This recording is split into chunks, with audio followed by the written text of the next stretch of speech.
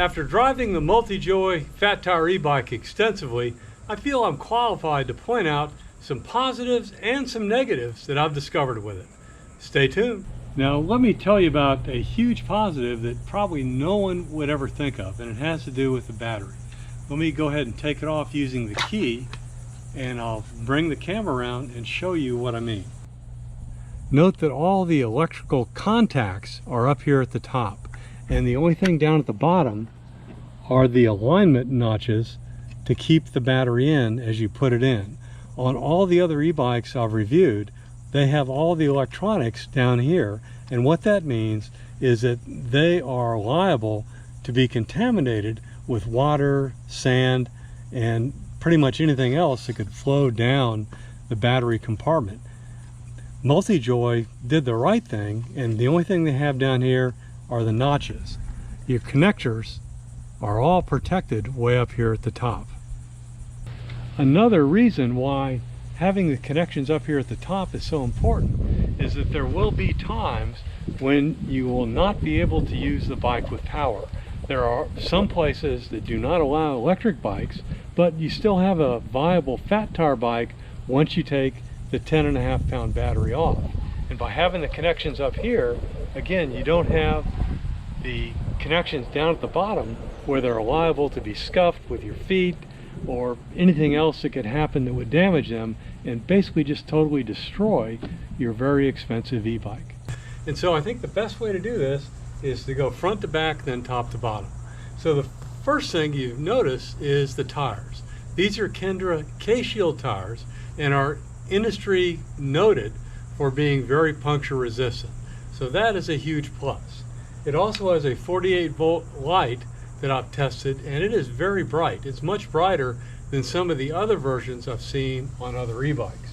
In terms of the brakes, as a result of the supply chain issues and the popularity of e-bikes, you may not get the same brand of brakes that I have, but they will be 180 millimeter disc rotor brakes.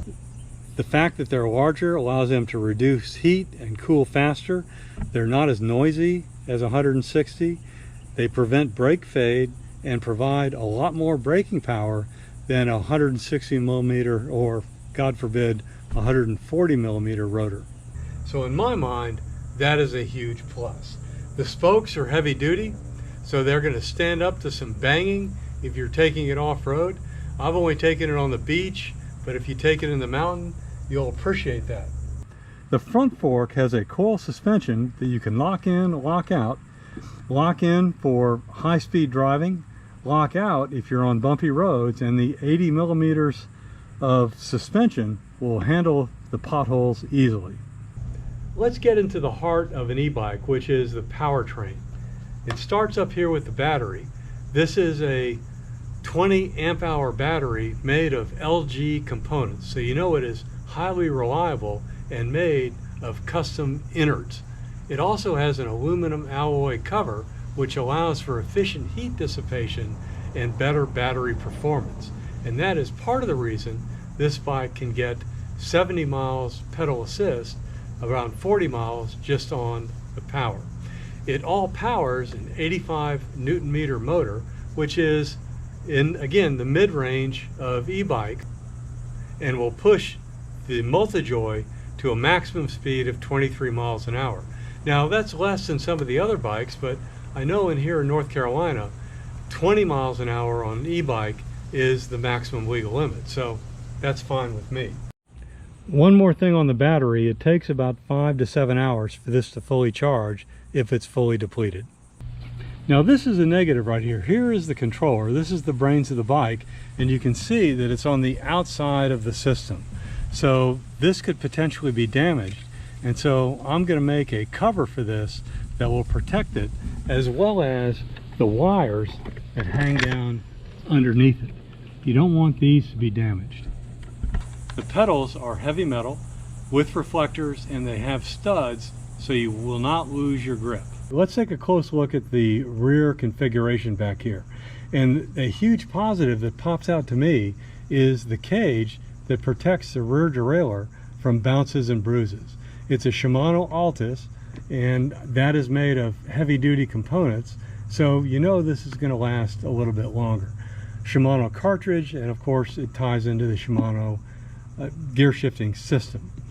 Again, 180 millimeter rotor on the back to make sure you have adequate braking power. Now another thing that a lot of people won't note is that it has a KMC chain, and these chains are noted for being highly reliable and very durable. Moving over to the crank system, this is metal alloy, again heavier than carbon, but who cares, you got plenty of power. In addition to the headlight, it has a tail light that is tied in with your braking system. Finishing up the front to back before we go top to bottom, you have this rack and fender back here, which again protects you from having mud and water splattered on you. Another huge positive is the design of this crossbar right here. The fact that it dips down makes it very easy to move your leg over the crossbar and get on the seat. So if you prefer having the crossbar to connect it to a truck hitch, that allows you to still have the easy access that you would get with the step over model. You can see there's not that much difference right here. And I did measure the height of this versus some of the other e-bikes I've tested, and this is 3 inches lower. And when you're on unstable surface like sand, that becomes significant. Moving on to another positive, this is a ProMax seat post, very comfortable seat, and it is adjustable forward and backward. Going across the top of the handlebar, let's start here with the nice rubber grip handlebars, good brake levers, a little bell, reflector, and then here is the display. It's a color display, and it's unique in that I can actually see this in bright sunlight with polarized glasses on. Then over here on the right, you have the standard Shimano 7-speed shifter, half twist throttle, another hand grip, and of course your brakes.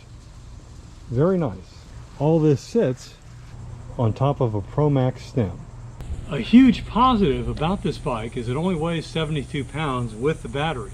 The battery weighs 10.5 pounds by itself, so once you remove the battery, you're well within the 70-pound weight limit associated with most fat tire e-bike truck hitches. And that is critical in terms of putting it on or off the hitch, as well as having the confidence that your hitch will not fail. In case you didn't watch my assembly video where I summarized the test ride I took on this thing, let me restate a couple things right here. First, I feel like the pedal assist has just a little bit of lag. You have to get used to it. It's not obnoxious, but it's there. But the shifting is smooth, the braking is powerful, and the performance without the battery is flawless. You can ride this all over the place without power, without the 10 pounds, and still have a good time. And that allows you to get on some beaches or into places that prohibit e-bikes. Summarizing, a couple negatives, mostly positives. I really like this bike. I think it's going to be my primary bike for all my beach fishing, and I look forward to recording a beach fishing video where I can show you how it takes me to places where I can catch some pretty good fish. If you have experience with this bike and have anything to add, please throw it down below, because I'd be interested to get your feedback. Thank you.